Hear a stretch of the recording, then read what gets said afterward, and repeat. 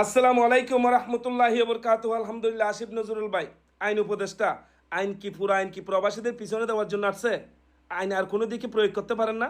ক্ষমতা যখন পাইছেন, আপনি এয়ারপোর্টে যে প্রবাসী এত দূর থেকে যায়, 2 বছর 3 বছর পরে এদেরকে যে হয়রানি করে কার্টন খুলে ফেলে কাটে সিটে, ওইদিকে প্রয়োগ করতে পারেন না? ওখানে তো আপনি একটা জিনিস করেন, ওখানে যে স্ক্যান মেশিন আছে না, ওই স্ক্যান মেশিনটা বের করে ফেলেন এয়ারপোর্ট থেকে।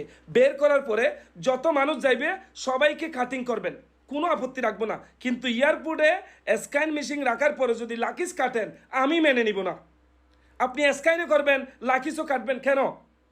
ওই আমি তো জানি আপনারা যে সিন্ডিকেট এয়ারপোর্টে আছেন, আপনারা এই যে নিরহ মানুষকে ওপেন করেন, ওই আপনাদের যে কন্ট্রাক্ট আছে সাথে পিছন দিয়ে মানুষগুলো হাঁটে দেওয়ার জন্য আপনারা নিরহ মানুষগুলোকে খুলে ফেলেন।